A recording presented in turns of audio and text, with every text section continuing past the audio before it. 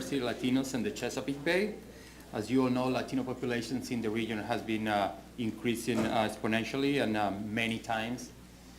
We are not aware of the environmental injustices and the environmental needs of these diverse communities. So in today's panel, I hope we have a true conversation about those issues that affect Latinos and other diversities. What are the options for them to be heard, and how can they get engaged in the process? I want to thank you also, the panelists, for being here, taking the time to talk today with this audience. And I want to start with a brief introduction. As I said, my name is Ramon Palencia, and I work for the Maryland League of Environmental Voters and Conservation Voters, and I am the Latino Outreach Director, and I'll give it to Mark. I'm Mark Magana. I am the president of the Green Latinos. We're a national coalition of Latino environmental and conservation leaders. Thank you, Mark. Chris Espinosa. I'm a legislative representative with Earth Justice. I focus on clean water and mountaintop removal mining issues.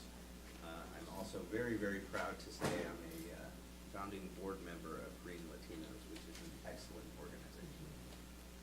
Good morning, I'm Leslie Fields. I'm the Environmental Justice Director for the Sierra Club in Washington, D.C.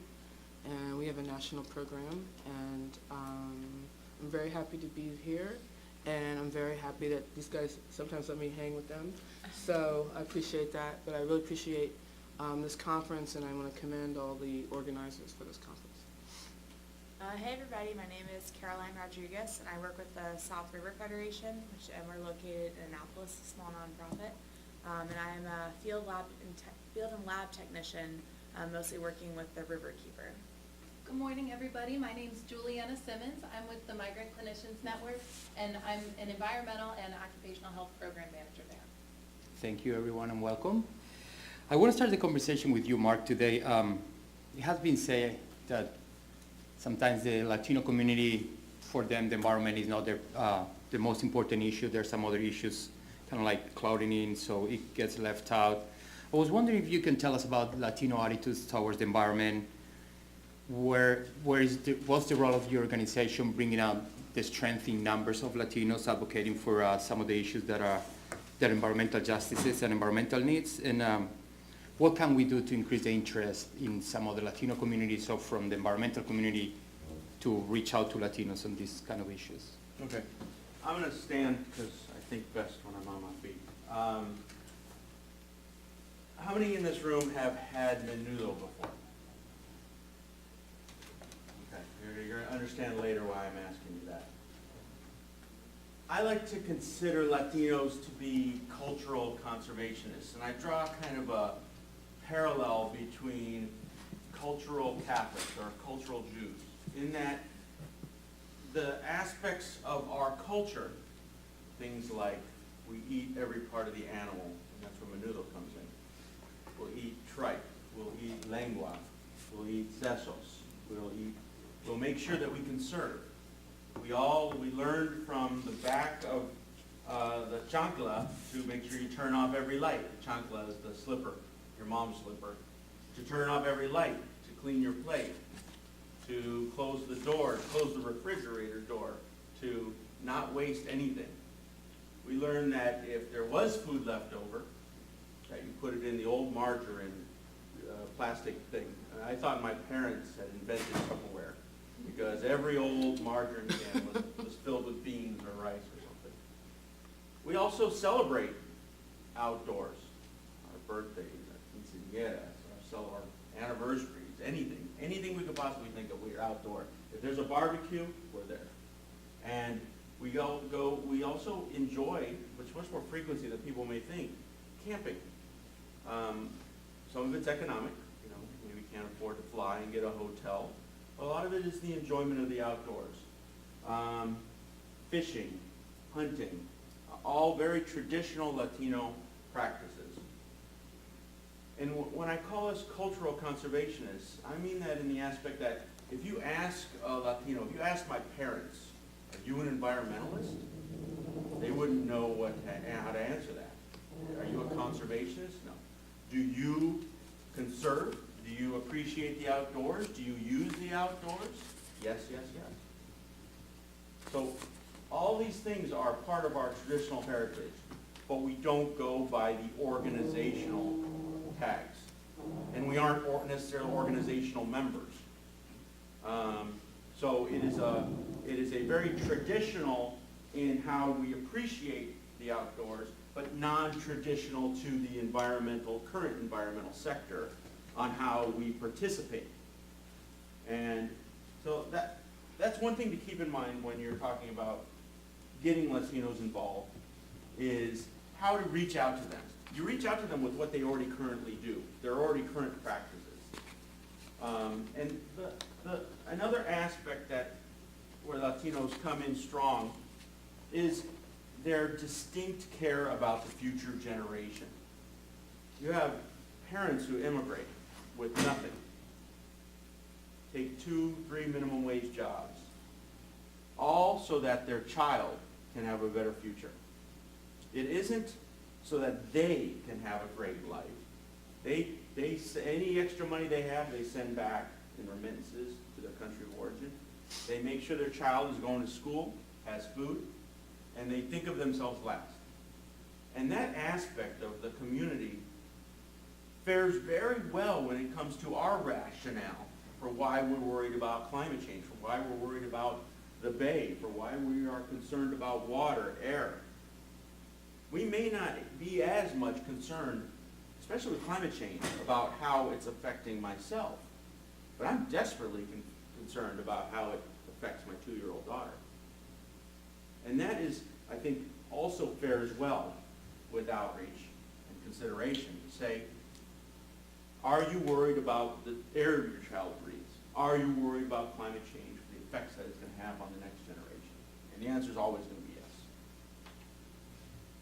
So with that in mind, some of the things that we've been working on, and the reasons why, is Latinos have a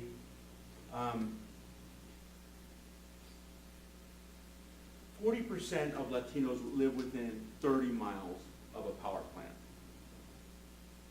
That is highly effective of their quality of life. That's why we're doing a lot of work to support the Clean Power Plan, doing sign-on letters, doing testimony. Latinos also have a high prevalence of asthma. 1 in 10 Latino children has asthma. A Latino child is 40% more likely to die from asthma than their white counterpart.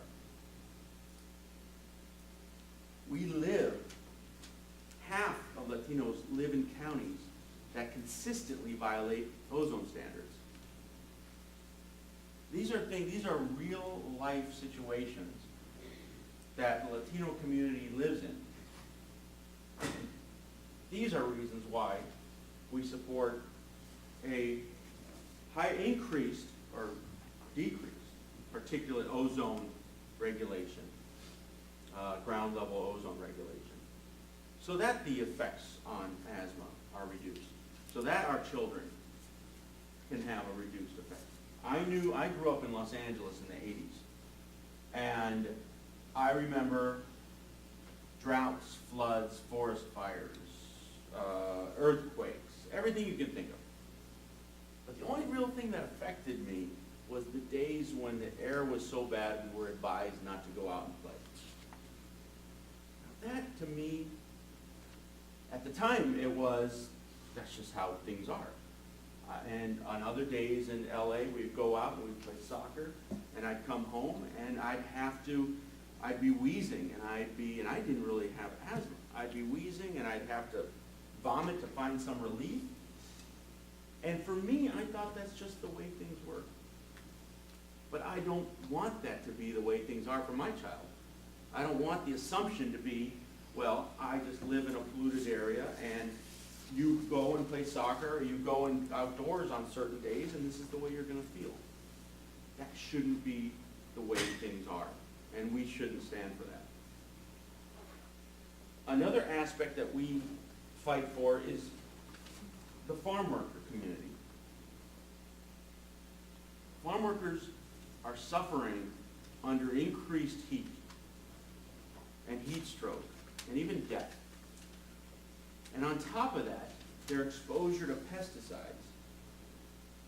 That is, even farm workers as young as 12, 11, 10 years old are out there daily dealing with some of the most horrible pesticides you can think of when they shouldn't be. And we are strongly in support of an increased farm worker protection regulation that we're working on right now. All of these things are part of a quilt of efforts that we're doing now that are on the federal government's active list. But we also work on things that aren't reached up to the federal government, like the California individual bag ban, or increased public use of electric vehicles in certain areas.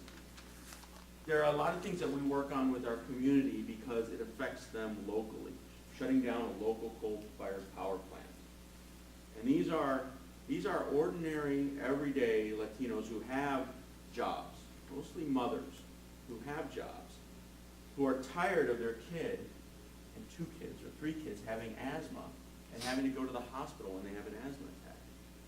And so they say, well, why do we have a coal-fired power plant right there that our kids call the cloud maker? And why are we suffering disproportionate levels of asthma? And that's not right. So there is a lot of potential activism in the community because of the local effects. And locally here, it's the importance of the bay and how we utilize the bay and how we appreciate it and know what's happening to it and be aware of the protecting it. And the link for the Latino community here is the fishing. I live in Washington, D.C. I live right by the Washington Harbor. And Latinos are constantly fishing off the docks there. And it really shouldn't be. It's not safe to eat.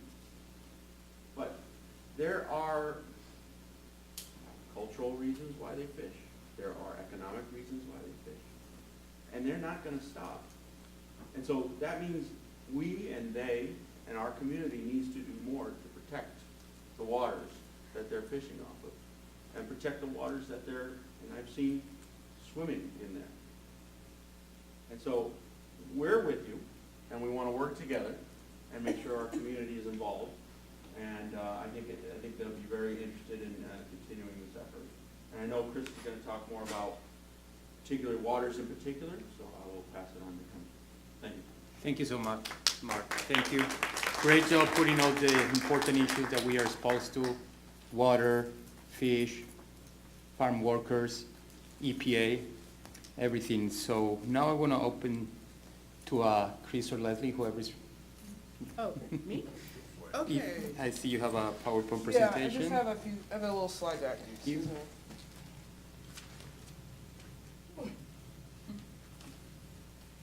Okay. Good morning, everybody. Good morning. Come on. All right. You know, Mark warmed you up. Now let's go. I'm Leslie Fields, as I mentioned. I'm the EJ director for the Sierra Club, and I was asked to talk a little bit about the Clean Power Plan, which is a big rule that EPA promulgated this summer, and the comment period just ended on December 1st. And I forgot to do this. The Sierra Club with Earth Justice. This is our comments. 249 pages. Wow. Okay. Of which I'm proud to say 40 has EJ language in it. Yes. All right. And we also, and I'm going to talk about that in a minute. But I wanted to talk a little bit about it because it's a very, very important rule, and hopefully will start to alleviate, once it's promulgated, once it's starting implemented in the states, some of these issues that Mark talked about. And you know, when he's running through his family background, I was sitting there going, God, we were like practically in parallel households. So I was in Cleveland, Ohio. Okay, so we were eating chitterlings, and I was out there hunting and fishing with my grandparents, and And when I was growing up, back then, everybody heard about the Cuyahoga River, right? Being on fire. Now, I didn't personally see it catching fire, but my brother and I thought it was so funny as little kids. That river was so contaminated, so clogged up with debris, so nasty that ducks could walk on the river. We thought that was hysterical. We would go down and see the ducks walk on the river of the Cuyahoga. And there was the Sherwin-Williams paint plant at the base of the Cuyahoga River right into Lake Erie. This is before EPA, before state EPA, and that paint would flow straight out. So we would love to go down there and have the nuns take us down there. It was a field trip, I'm not kidding. Then we went to Catholic school, and one day it would come out purple. One day it would be yellow. The paint would go straight out into the river and into the lake. Okay, that's how it used to be. And we thought that was normal. All right? We thought that was, how it's supposed to be. And so I never got to swim in Lake Erie. And I've used this many, many times as a child. Never. The fish were dead. It was dead. Pitiful. My generation of kids, we never got to swim in Lake Erie. Never got to use Lake Erie. Couldn't eat the fish out of Lake Erie, even though people did, try to. And we see that all over the world. And it's tragic all over the world that their, communities, because of their diet, because of their cultural background, fish and hunt and swim and have to eat the food. I don't know what culture in any part of the world does not fish. Everybody fishes. And we have fish advisories in every major river now in the United States. I've got the map somewhere, but I don't have it on this PowerPoint. But I was supposed to talk about the Clean Power Plant. So thank you, Mark, for saying that, because I really resonated with me, and I think everybody else. And also bringing up the farm workers. I started when I was in law school, and my first jobs were working in the Migrant Legal Action Program in and around this area, over on the Eastern Shore, and the conditions there have not changed much, unfortunately. And so this is a very, very important rule. And as I said, the comment period is ended, but I wanted to run through a little bit about what this rule does, because at this point now, two things are going to happen with it. First, there's also a tribal supplement to this rule, and we're going to start working on that next week. And that comment period is December 19th with our tribal allies, and we actually have an outstanding attorney who's Navajo. She's Danae. She's in Albuquerque, who's going to be driving that train. I got it bone up actually tomorrow and start on that. And then also the state plans, which is really where the action is on this rule. So this rule proposes guidelines that are based on the Clean Air Act, Section 111D, and would address carbon pollution from currently operating electrical generating units. We call them EGUs. So it's existing power plants. And it's going to require the state to implement goals based on the best system of emission reductions, BSER. And it creates this criteria for the states to do these plans. Not every state is required to do a plan. Some states are to do a plan some states don't have EGUs, and the tribes are going to be able to do their own, as I mentioned. And so the plans, there's a time frame for all the plans, and basically the overview of Section 111D says that these guidelines determine the appropriate for each state. There's a lot of flexibility in these plans for states to bring down these emissions from these EGUs, these existing power plants. They must submit a plan that highlights the standards that are equal to or more stringent to the ones described in the emissions guideline. It must highlight the steps that they take to achieve these standards, and EPA is going to review and approve each plan. This is a very important part, because just because the states get to do this work, EPA is still the floor in which the enforcement has to happen. And so we are bringing in, because of that trigger, that piece, we also, in our comments, we mentioned that one way to keep them honest about this is to use Title VI of the Civil Rights Act. Title VI, as you may remember, the Civil Rights Act has their 50th anniversary this year. Title VI is the section where if any recipient of federal funds cannot discriminate on the basis of race, natural origin, or color. Now, there's been problems with enforcing Title VI, but we're working with EPA to deal with that. There's a bunch of building blocks for these plans and these state goals, and so there's phase-in sections. It's very, very, very complicated, and it was very hard to put this slide together. Frankly, I had to have like 5 interns, help me do this. I couldn't do it myself, and so each state's goals have to be equivalent to the state-specific plans. The states you can do multi-state plans. So in the Northeast, There's a multi-state coalition called the Regional Greenhouse Gas Initiative. It's basically New England, and now there's a big discussion. Is Pennsylvania going to come into it? Is Virginia going to come into it? If they do this big, if the RGGI expands, what that's going to mean. So that's going to be very complicated. And then there's, oh, whoa. I told you I couldn't. Okay, so the state plans are, like I mentioned, they're all going to have a lot of flexibility, and they have to have initial phase-in parts, and each state must have a plan submitted by 2016. And then if they need more time, then they have to submit a letter by April 1st of 2016. And so, and if they have developed plans that have multiple states, then they get to 2018. So what's really important about this is that we are hoping that communities will work together on these state plans for implementation to bring down emissions from these EGUs, these existing power plants. And the environmental justice considerations are extremely important because, as you know, as Mark mentioned, minority and low-income communities bear disproportionate health and social economic risks from climate change, and all these criteria pollutants as well, not just carbon, but the criteria pollutants, SOx, NOx, ozone, smog. All right, and so it is not just a health issue, it's also an economic development issue. We have lots of good documentation, especially when there's releases from power plants or refineries.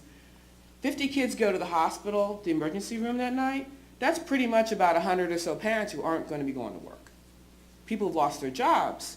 People don't have health insurance. They live in states that have not expanded Medicaid, okay? And so they have out-of-pocket costs. They have huge, tremendous economic devastation from these communities because of the health of the kids, and they can't work. Their kids can't go to school. For African American children, the number one reason why African American children miss school is because of asthma, all right?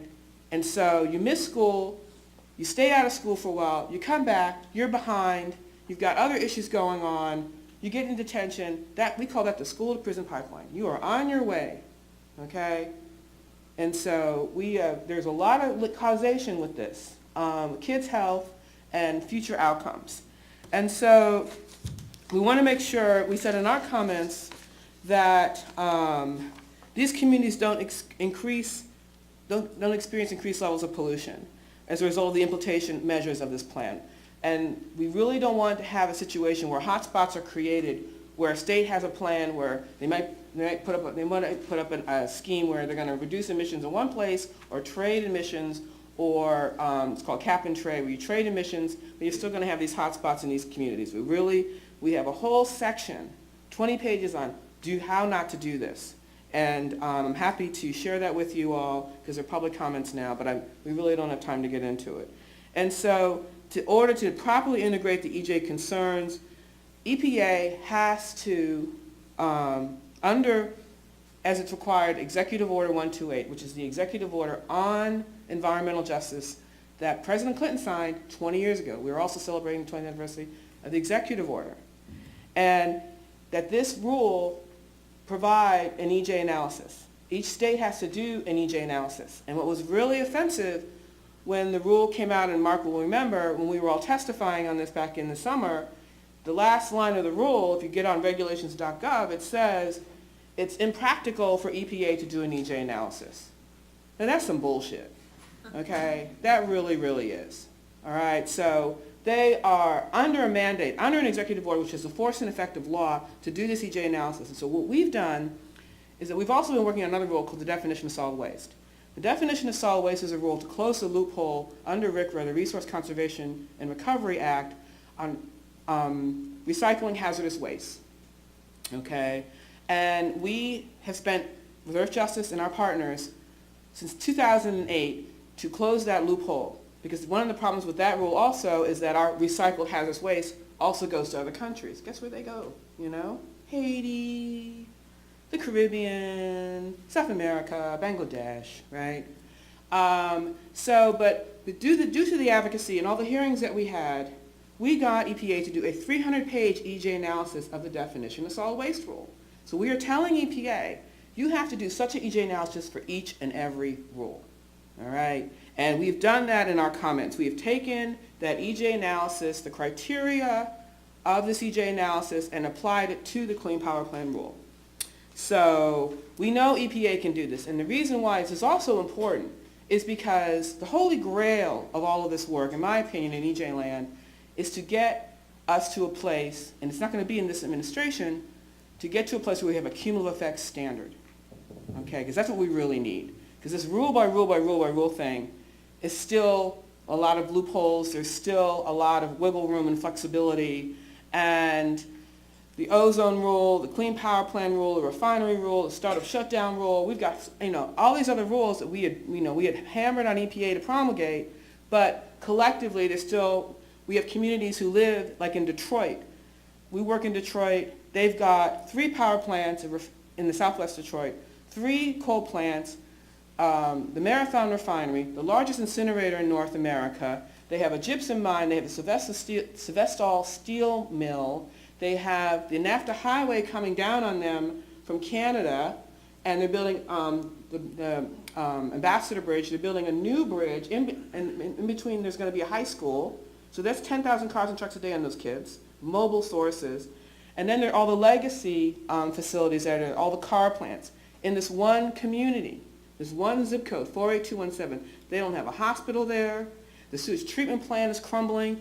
Sewage is backing up in people's houses because the Marathon Refinery got a $264 million tax abatement when they said they were going to expand to refine tar sands in 2008 because they said they were going to create some jobs. Okay? So there are like 4 or 5 janitorial jobs. Into $264 million, that's not a good rate of return, right? So because now, and that's my opinion how, one of the reasons why Detroit is in that spiral it's in, because they gave it away and they don't have any tax revenue to support the infrastructure. So the street is crumbling and the sewage treatment plant lines are crumbling because there's no money to fix the streets because of all the new car truck traffic coming into this refinery and to the expansion. This is happening all over the country. This is happening here. We've got the LNG plant. We've got the incinerator. All these things in this community is affecting these communities. And the port is widening here as well because the Panama Canal has gotten widened. So everyone now wants to have a deep water port on the East Coast. And so Norfolk, Baltimore, and then starting in the Gulf, everybody's going to widen their ports. They're going to have more container traffic. So there's more emissions on these communities. So as I mentioned earlier, the states that all these programs, Clean Air Act, the Clean Water Act, these are all delegated programs to the states. EPA gives them money to implement these programs with the understanding that the states know best. So this is the hook on which we want to use Title VI to say if we find out there's some discrimination based on race, natural origin, and color and in terms of implementing your plans, then the federal government should yank your funding. Okay, that would, in a perfect world, that would happen. But we're going to have to do a lot of advocacy on that. We've been doing that. I just want to add one other thing about we're also concerned about the economic justice considerations of this plan. And so the investments, as part of the building blocks that I showed you before, states are going to create more energy efficiency, renewable energy, and we want to make sure that this clean energy is, going to be for all communities. We're not just talking about solar panels on doctors' offices in Santa Monica, California. Okay, we're talking about access to renewable energy for these communities and to develop these energy efficiency and modernize the smart power grid. And the states are really going to have to be in the driver's seat to craft these compliance plans to expand renewable energy and energy efficiency for these good, clean jobs that, many, many people should be availed of. We're also saying we should amend these regulations to clarify that we can also use a carbon tax as a compliance mechanism, and a carbon tax would also help reduce greenhouse gases, and it's much more economically efficient and easier to administer. And it also would provide revenue to offset electrical rates for low-income households and implement energy efficiency programs. Having that revenue stream, and we're seeing that in California now with AB 32. There's some money coming in finally with that that should be specifically delegated to EJ frontline communities. Again, not set out in the ether so that in Santa Monica, which I love, by the way. I'm not picking on Santa Monica, but, you know, they got their stuff, right? They're good. I'm around for any questions. I'm sorry. It's really hard to distill all this stuff down. I also want to mention we're working in Puerto Rico. Our best chapter, we have 63 chapters. Our best superstar chapter is Puerto Rico. I mean, they just love them so much because they have figured out how to meld the cultural, ecological, and generational. But they have a huge waste crisis, and because only 8 of the 28 landfills adhere to EPA regulations. So I am up to my eyeballs going on with this, we have a zero waste program in Puerto Rico, and our fantastic young organizer, she just convened a international zero waste youth conference, and she had 300 young people from South America and the Caribbean at this conference the weekend before Thanksgiving. So it was very, very exciting. There's a whole generation of young people who are very, very interested in this. And so in Arecibo is a town in Puerto Rico that was declared non-attainment, and they're proposing a new incinerator for this town. And so the permit process has really been funky, and we have been working with the local Environmental Quality Board and then Region 2 EPA, which just seems to forgetting about Puerto Rico. And so we're also working very hard with the diaspora, the folks in Florida, folks in New York and New Jersey. And we do this and we try to have a lot of fun with this. Every year we participate in the New York City Puerto Rican Day Parade. So we dress up as turtles and starfish, we have a float made, and we salsa down Fifth Avenue, and it's a great time to be with that community, and it's really, really a lot of fun. Our chapter is celebrating its 10th anniversary the week of January 24th. So I'm never like, oh darn, I have to go to Puerto Rico. The governor Padilla, he's a very good governor, and we have a very good Department of Natural Resources there. The chair of that department, her name is what's Carmen's last name? I forget. I just call her Carmen. But she's a Sierra Club person, and she was in our chapter. And so that is a very, very important issue, and incinerator issue is very, very important here in this area, as you well know. Those teenagers in Baltimore kicked butt on that incinerator. Okay, I mean, really amazing work. I think that we have to figure out, just like some of us grew up. My grandmother, who passed away last year, she was 98, she didn't throw away anything, okay? That Depression generation is gone.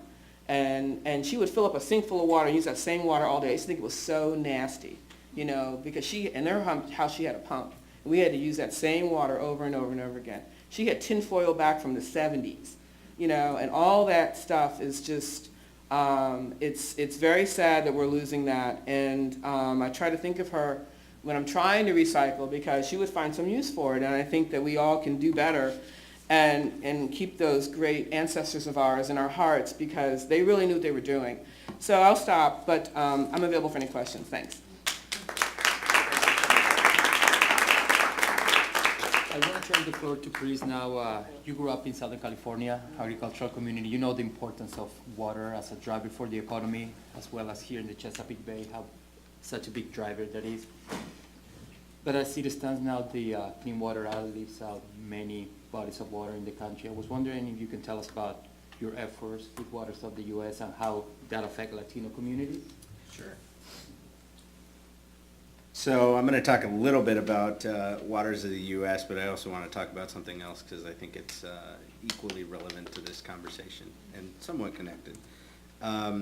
Waters of the United States is working currently underway at EPA, which would redefine and reclassify which waters in this country are indeed protected by the Clean Water Act, which was passed in the 70s. Essentially, it comes down to differing interpretations at the Supreme Court level about particular language in the Act, and a confused ruling from the Supreme Court that left everything in chaos in terms of which waters are or are not protected by the Clean Water Act. Not every body of water in this country does fall under protection, some don't. You know, the best way I can explain waters of the U.S. Is shit filters downhill. Most of the larger water bodies that we're all familiar with are very clearly protected by the Clean Water Act. It's the upstream, intermittently flowing and ephemeral streams where jurisdiction is sometimes in dispute. And those happen to be where most of the pollution comes from and filters down and collects into ultimately those larger bodies of water that then cause lots of problems like toxic algal blooms and other harmful things that affect all of our waterways. And so what this rulemaking would do is it would categorically cover certain types of those intermittent and ephemeral streams and wetlands so that an EPA officer in a region would be able to look at the definition, determine very quickly whether that body of water fits those definitions and is therefore covered or not. It's less about expanding jurisdiction. If the rule as proposed actually passes, some analysis say that it would actually be cover less bodies of water than is currently the assumption now. But what it would do is create more efficiency, because there are a lot of bodies of water that and disputes about jurisdiction that require a field officer from EPA to actually go into the field, do a scientific assessment, and determine whether or not it's jurisdictional. And that takes a lot of time, it takes a lot of resources, and the end result of that is that most of the time the field officers will err on the side of non-jurisdictional. And so while the rulemaking, if passed as proposed, would cover potentially less waters, the protection of the waters that are clearly categorically protected would increase because of that rollback of the need to actually send people into the field. I started working on this issue about a year and a half ago. I had just joined Earth Justice. I am not, or I do not consider myself a traditional environmentalist per se, for all the reasons that Mark outlined. Yes, I did those cultural conservation practices and I grew up with those traditions, but if you would have asked me if I were an environmentalist, I would have said no. I come from a background of advocacy with Hispanic advocacy organizations. I worked for many years in different capacities with some of the largest advocacy organizations in the country. For me, advocacy was always about providing a level of representation for a community that is traditionally underserved, way under-resourced, and engaged in David and Goliath fights against very powerful interests. So I had a colleague who I had worked with at Hispanic Advocacy in the past, who had also joined Earth Justice.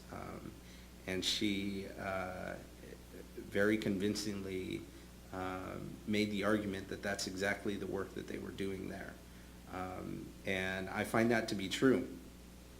As it relates to waters of the U.S., I think an important element of successful advocacy on waters of the U.S., and one aspect of our advocacy that I'm particularly proud of, was the ability to bring in those underrepresented communities that I had spent so much of my professional career working with into that level of engagement on an issue that most would consider not a typical Hispanic advocacy issue.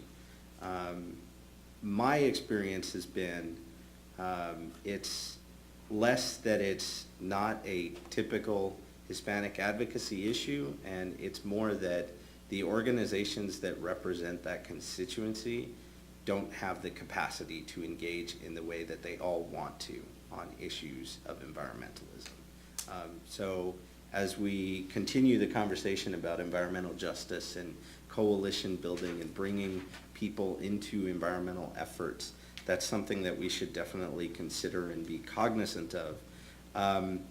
One of my proudest moments on Waters of the U.S., and to give this some context, our biggest detractors on this particular piece of federal policy is big agriculture and farming interests. They are dead set against this rulemaking passing. If you ask the Farm Bureau, they'll tell you that this is the largest expansion of executive authority and overreach in the history of the world. That's actually a quote.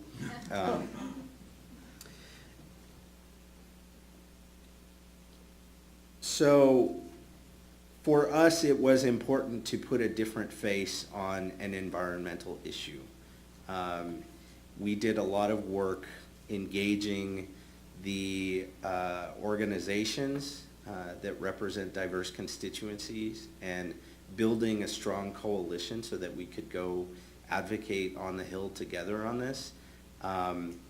And more importantly, we engaged the people on the ground, the people that are actually affected by this issue.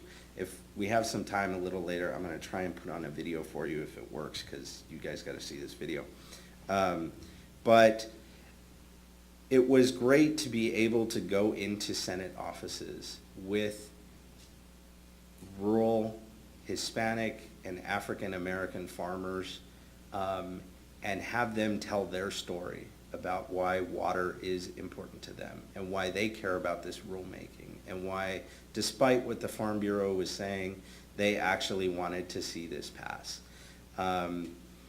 That takes a lot of effort, and as you all think about the environmental issues that are important to you and how you can engage in a much greater level and expand the circle, so to speak, I would encourage you to spend the time and the effort to reach out to communities that you wouldn't typically think to reach out to and have open and honest conversations about where your two interests align, because you'll be really surprised at the extent to which those communities will be able to and willing to engage with you. This issue affects Latinos particularly disproportionately. Our communities tend to be located in the most environmentally impacted areas of the country and communities of the country. Water is harmed by agricultural runoff and pesticide exposure directly to the waterways, which is also where farm workers tend to live. NRDC has done some great reporting on this and has shown the actual impact to communities on the ground, but you can go into any farm worker community in the country and hear the stories, and they'll tell you how they're affected by air quality. They'll tell you, just like Mark did, and Leslie did, about how they want their kids to go out and play, but their kids can't even breathe. They'll tell you how they want to be able to drink clean water and to not have to worry about what that yellow stuff coming out of the tap is. And so I want to end with that and just make sure we have enough time for questions. But the summary is, waters are important. There's a rulemaking that will help us better protect clean water at all levels, everything from the highest upstream points to the Chesapeake Bay itself. And that's why this rulemaking is important to all communities. And if we're going to get it across the finish line, if we're going to see it through despite the poor dynamics in the Congress right now, we're going to need to engage everyone on it.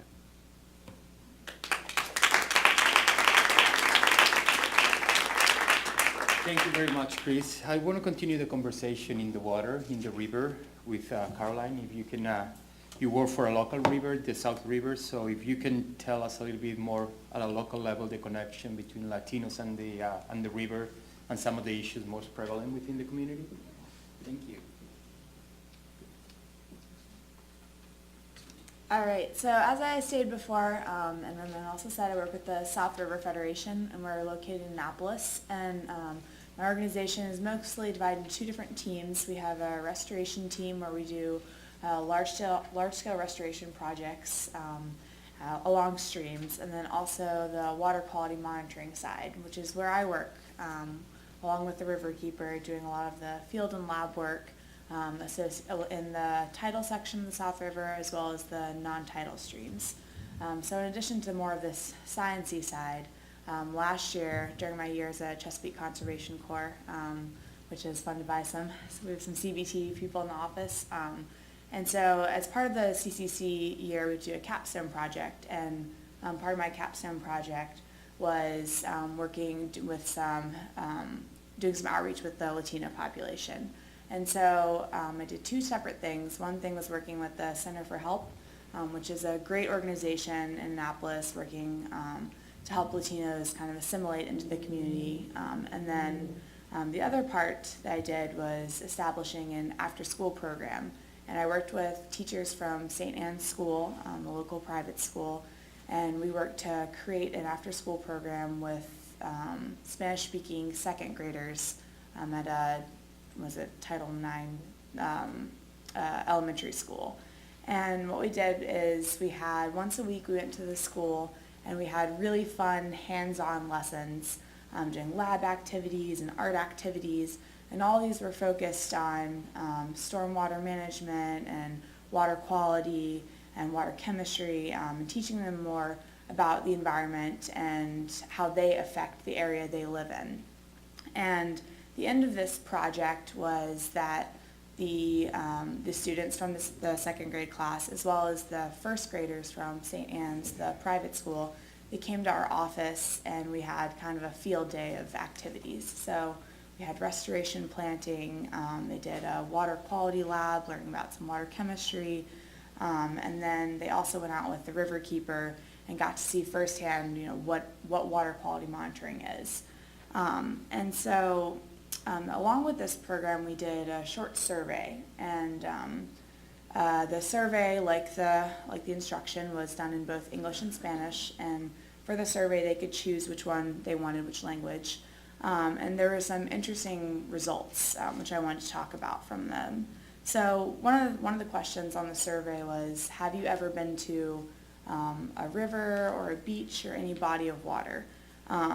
And although, there could have been some confusion with the question, as there could be with second graders, the vast majority of them stated that they had been to a beach or river or something. But what was interesting is on this field day, many of the kids were so excited because they'd either never been on a boat or never been on the South River. And their elementary school is located, I don't know the exact distance, but it's probably about a quarter of a mile or less from Church Creek, and so probably about less than half a mile from the South River itself. And so this brings about an interesting thing about how there's public access. And to those of you that are in Anne Arundel County or know of Anne Arundel County's public access issues, it has some of the largest land, or there's most coastline for Maryland, but there's very limited public access. And these kids, who again live right near this river, had never even been on the South River. Another question that was interesting was there was a question about what can you do to save the bay. It was, can you pick up trash, plant trees and plants, pick up pet waste, or then D, all of the above. And what was interesting is about 60% responded to pick up trash versus only 20% responded all of the above. So again, this is another interesting thing that you'll see in a lot of the general public, that when you ask people, what can you do to save the environment? It's always pick up the trash, do the trash, not all these other things that are really affecting the water quality, because they're just not aware of it. And then the last thing that was really interesting was there was a question of, do you and your family fish in the river? And then the next question was, is it safe to eat all the seafood in the river? Yes, no, I don't know. And what was interesting with this was that of the children that responded that they or their families do fish in the river, 75% also responded that it's not safe to eat all the seafood. So what's interesting is that these kids and their families, they are fishing in these rivers even though they know that it's not safe to be eating these fish and seafood. And so kind of similar to what Mark and Leslie have touched on is this idea of subsistence fishing in these rivers, and that they are doing this fishing even though it's not safe. And so the Anacostia Riverkeeper did an excellent study about this, about subsistence fishing in the Anacostia, and I would encourage all of you to look at that because they had some great outreach material with it as well. But as some of you may know, toxic chemicals accumulate in fatty tissues of fish, and conventional cooking methods like boiling or frying or baking fish generally is not enough to remove some of these chemicals. And so with the South River Federation, we're actually in the beginning process of doing a big study on sediment oxidation in Church Creek. And as part of this, we went out a couple weeks ago and we collected sediment grabs from several locations along Church Creek. And it was quite a messy day because, again, if any of you have been to the South River, it's not really sand we have, it's more like this black ooze stuff. I wouldn't even call it sand.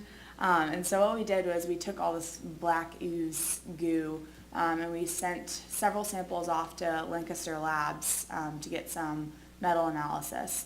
And the other part of what we're doing is we're doing a study to see if we can, if oxidating the sediments while also adding an enzyme is going to help with restoring these sediments, because although we're doing these restoration projects in the streams, the sediment that's actually in the bottom of the river is so degraded that we can only do so much. If there's sediment that's just sucking in all the oxygen, these restoration projects aren't going to be useful. So these sediments, again, which have some of these chemicals, so our results came back with some high PAHs and high metals such as lead. One thing we were interested to see was PCBs actually weren't as high as we thought they would be, which is a good thing. But again, some of those metals that were found in the sediment were well beyond EPA levels. I don't have the exact numbers with me, but and again, you can't burn off these PAHs and PCBs, these metals in these fish when you cook them. The other part of the South River is we also have cancerous catfish. So along with U.S. Fish and Wildlife, they'll go out and do fish shocking. And although I myself have not seen these lovely catfish, I've seen pictures of them, and they have tumors all over their bodies. And so it's possible that when these people are fishing these cancerous catfish, they just chop off the tumors and then continue to eat them. So women and children are at higher risk for these metals and toxic chemicals when they eat these fish. And again, a lot of these fish that they're eating are these bottom-dwelling carp catfish type animals, and also the eels in the river. So one of the things that we need to work on as an organization is education. So educating these people that, if they're eating these fish, well, what are the dangers of them? Especially these bottom-dwelling fish, like the catfish, that stay in this one area. They're not migrating, they're staying along the sediment and ingesting these toxic chemicals.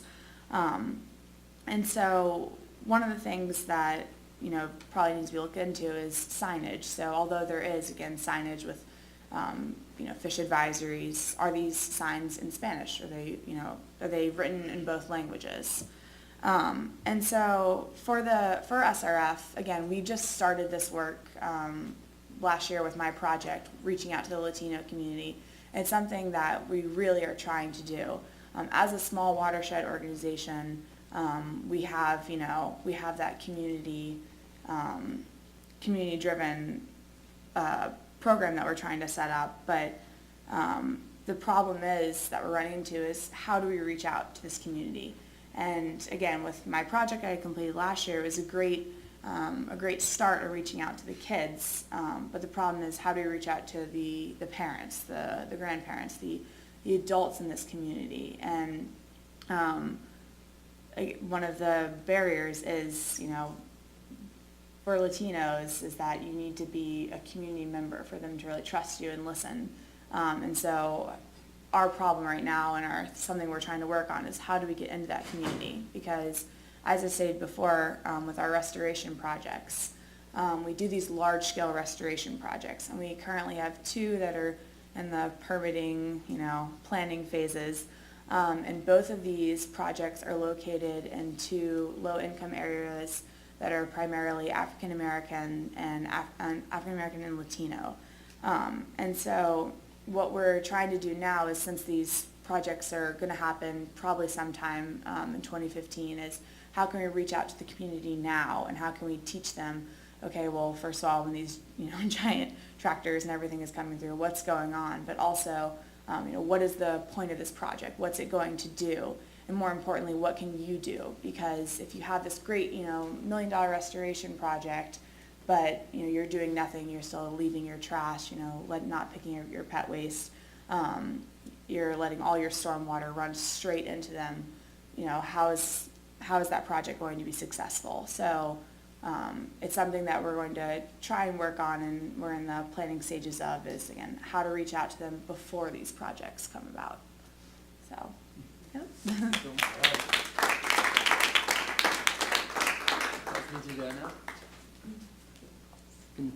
ready, all right. Go ahead, right ahead. All right, I might wander a little bit when I talk. I know I have a loud enough voice that everyone should be able to hear me. So as I already said, I'm with the Migrant Clinicians Network. My name's Juliana. I want to thank Ramon for having me here today. So what we do at the Migrant Clinicians Network is a variety of program areas, but I happen to be in the environmental and occupational health section of that. So I'm going to take a step back from the big immigrant picture and look specifically at farm workers, because that's what we tend to do in my division. So at MCN, a lot of times we use these models to build trust within the populations we're working in. We use promotora de salud models where we recruit members of the community to teach our health promotion messages. And we find this is a lot more effective than me running in and saying, I'm going to fix all your problems, come listen to me. So that's kind of our approach in everything that we do. We collaborate with community groups to make bilingual comic books and things like that to address environmental health issues. So we pretty much will work with any immigrant group that is having work-related hazards. So personally, and living in Maryland, I studied on the Eastern Shore for my undergrad. It's farm workers, it's the agriculture on the Eastern Shore. Some people might already be familiar, but I'll start off with just describing the farm worker population in the U.S. There is between 1 and 2.5 million farm workers, and that is not solely immigrant or migrant populations. Only about 70% of those farm workers are foreign-born. Of that 70%, 68 are from Mexico, and 2% are from Central America. So this is largely a population that is primarily male, primarily between 20 and 34 years old. And in addition to the adults, we also have 500,000 kids working in agriculture. And I do think it's really important to point out that children who work in agriculture aren't the only ones who are threatened by pesticides and other environmental hazards.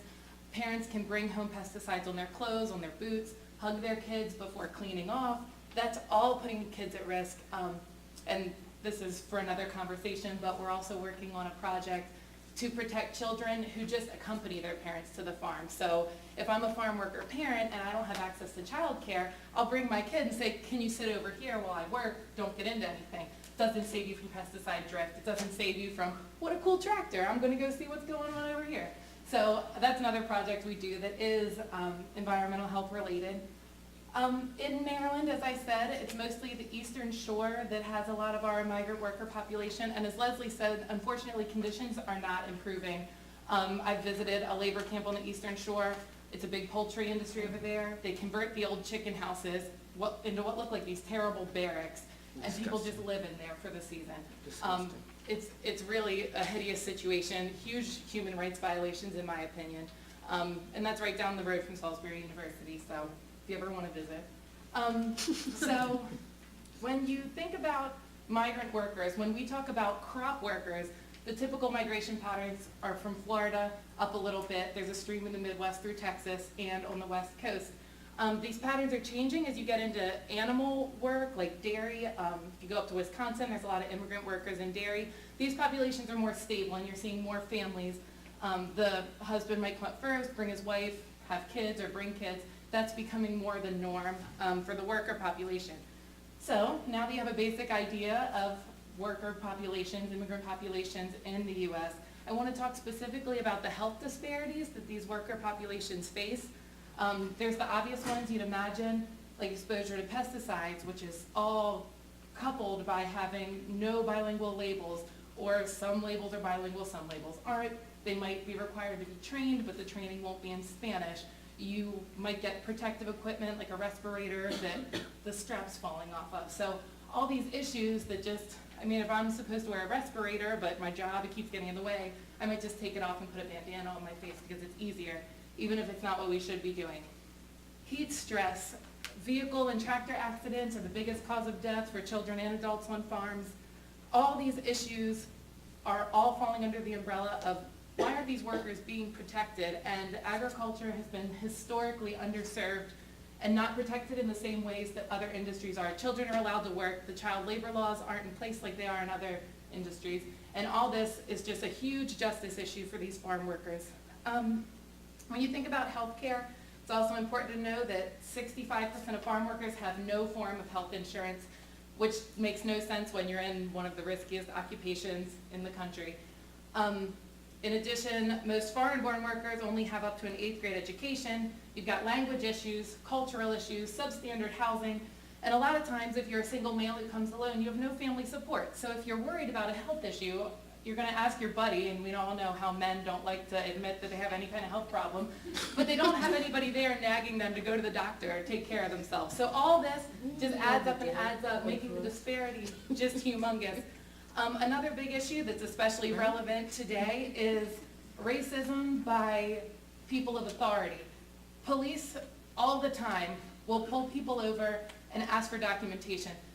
No right to do that. It is illegal. It is an overstepped boundary, but it happens, and it's a health disparity when this happens. So these people are being deported. If they were receiving care here at a migrant health center, they're being ripped away from that care, and it all kind of plays into this big picture. I know I'm talking quick because I know I'm the last speaker and I want to have time for questions, but I also just want to throw out there that one of our big projects is to improve the worker protection standard. I have these little postcards, I have extras up here. I encourage anyone who's interested in this issue to just take a moment and sign your name, and I can mail these in for you. We want to change the worker protection standard so that farm workers can be more protected from pesticide exposure. These standards are not quite up to where we'd like them to be, so it's another big issue we do. And I guess we'll go into questions. Thank you so much. So now we're going to open the floor for questions. If you can tell name and affiliation, please. Hi. Good afternoon. Very good presentations. I'm Richard Allen. I'm Director of Equal Opportunity at the Maryland Department of Natural Resources, based out of Annapolis. And I want to call upon members of the panel in the future to consider assisting me as I craft and draft a proposed environmental justice plan for the Maryland Department of Natural Resources, which has been required actually for a while, which we're going to finally get to. Yeah, like, where you all been? We're in Annapolis, Okay. the headquarters, but and of course it's a requirement as it's stated on Title 6 Civil Rights Act 1964 and state laws working in the great state of Maryland. So, and we have a commission working on the EJ and all that good stuff. But I want to craft a proposed EJ plan, and more importantly than the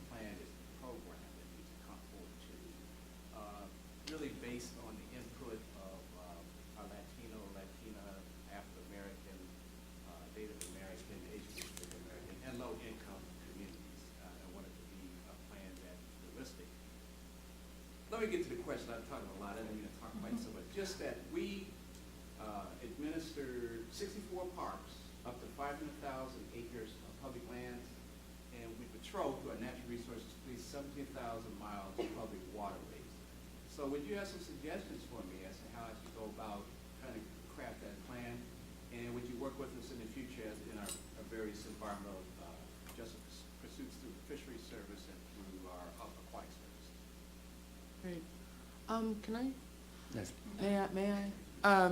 Thank you so much for that.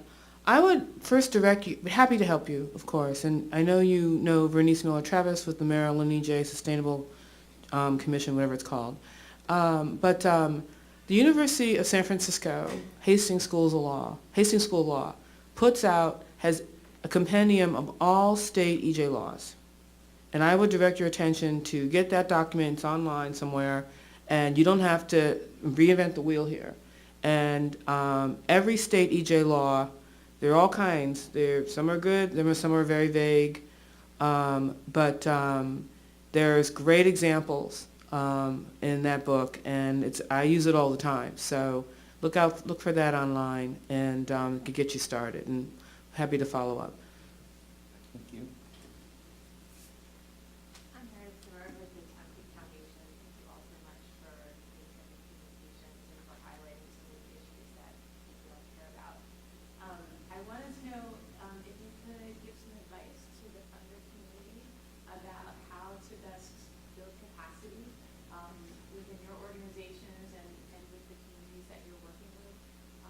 What do you recommend to us and the other funders in the room might be interested in? Fund the community groups. Right now, we're not going to be able to win unless the EJ and community groups are funded. It's just, we have two environmental movements, basically. We have the mainstream environmental movement, and we have the EJ environmental movement. And I think the environmental grant makers fund, 92% of all funding goes to EJ. So it's a terrible disparity, and it's really the crux of a lot of the dysfunction and problem and the power dynamic and the power differential in the so-called environmental movement. There's a project right now called Green 2.0, where we are working with funders to try to make the diversity within their fundees part of the metric that they rate when they consider, like other metrics that they consider, that would be a precursor to what they consider what would be success. And it's very important to know that both the reporting from big green organizations to the organizations that like GuideStar and others, but also for the funders to say this is something we're taking into consideration. That is going to be the motivation to be able to increase diversity in the big green groups. That's to supplement what she said, because what she said is first and foremost. What Leslie said was first and foremost is that we need to be able to, and what was said before in the group a couple times, but to reach the community, it needs to come from the community. And if there is very little trust between the local EJ groups and the big green groups. So when I say diversity within the big green groups, that's not the solution, but that's one aspect.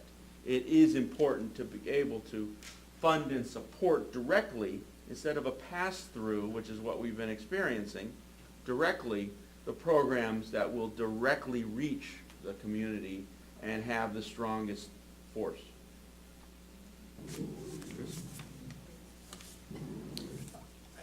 Yeah, I mean, Mark kind of covered what I was going to talk about, which is the whole pass-through issue. I mean, really think about how, from a funder perspective, your requirements on project scale are impacting the actual success of that project. Without going into specifics, I was familiar with an organization who received a fairly substantial grant to do Latino outreach on an environmental issue, had no Latino outreach experience, had no connection to that community, and upon receipt of that grant, ended up reaching out to a lot of us as brown people in environmental organizations, asking for things like, can you help us translate this, and can you help us get this to the community? Where there were other organizations more suited to do that work and with a deeper connection to the community that the funder was trying to reach, that were excluded from that opportunity because they didn't have the capacity to do that scale. So, you know, you need to think about all those issues as you're contemplating a project or an intervention that you're trying to make, and really look at it from the perspective of who's best suited to reach the communities we're trying to reach. Sorry. I did want to say one thing. This isn't maybe necessarily as focused on from a funder's perspective, but I do have to say some things that Chris was saying made me kind of realize also from like an organizational standpoint. I think one of the barriers that we're finding is that, again, as we've stated, in order to get involved in the community, they want to listen to somebody from their community.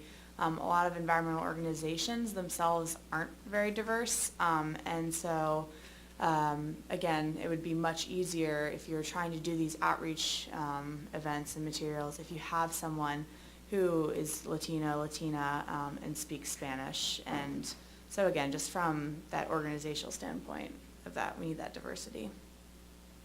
Thank you. We are closing to an end. Let's take 2 more questions. I just had a quick question going back to the communications to Latino communities.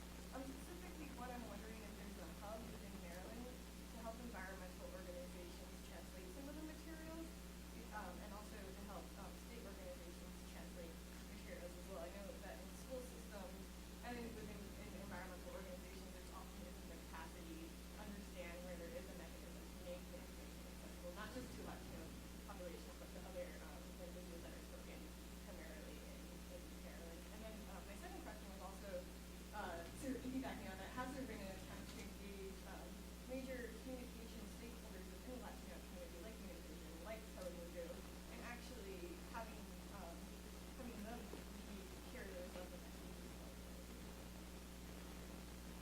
Yeah, there definitely has been a concerted effort to do Spanish language media on environmental issues, certainly at a national scale.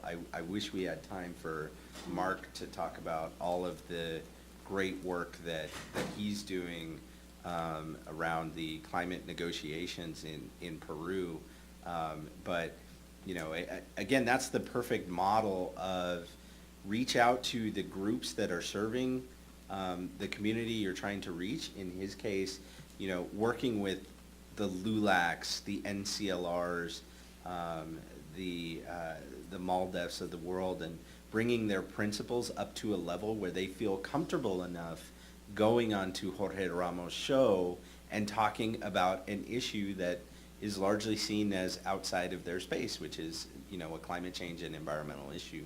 But you have to do that work well in advance, and you have to start that partnership well in advance, because if you show up with the cake already cooked, then your results are not going to be as strong as you want them to be. And Univision does have an agreement with UN to do I think a 10-part environmental show that I think they've already released one of them. And so there is some effort to get Jorge Ramos and other of the Univision leaders to be able to work on this. And as far as locally, I think Casa de Maryland is who we turn to most of the time to be able to work with the community locally and some of their leaders. So I highly recommend them. One more question? My name is Michael Hartman with Greenbelt Climate Action Network. First, my cell phone asked me to apologize for speaking out of turn. Second of all, to Chris's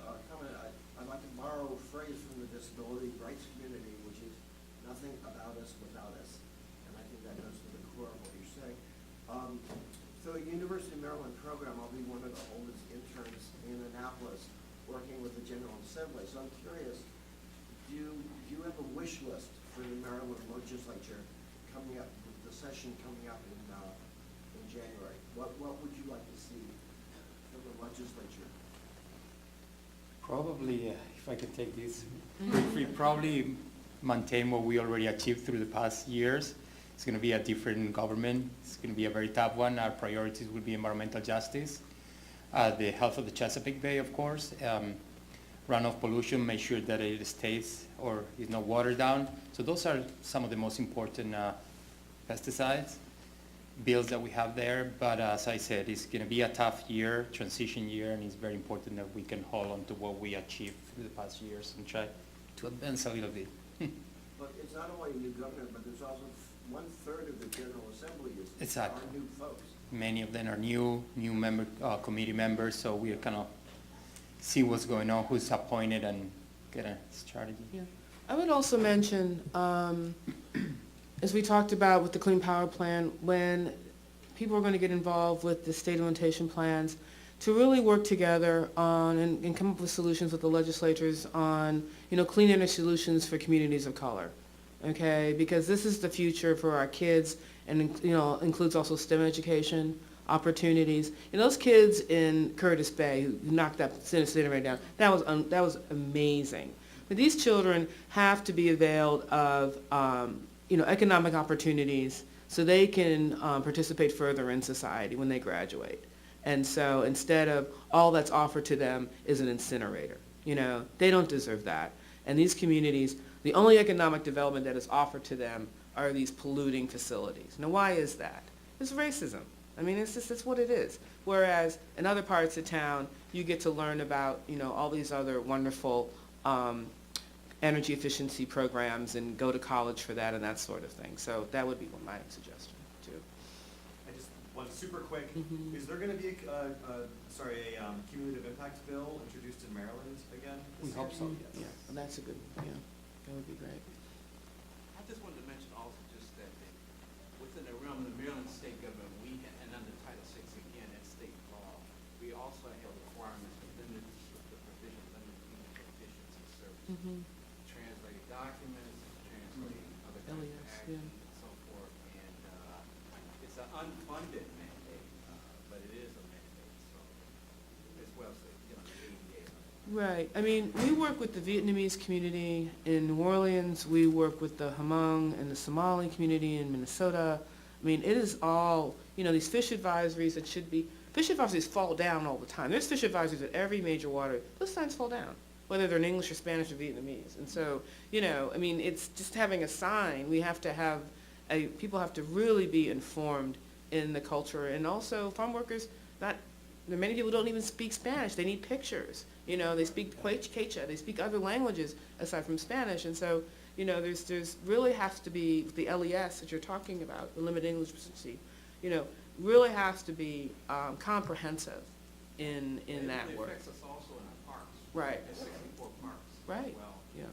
between 11 and 13 million people visit these parks yearly, so their public users become much more diverse. But our staff is not as much diverse, unfortunately. Well, thank you so much for being here. I hope you learned something. And thank you to our panelists. Thank you.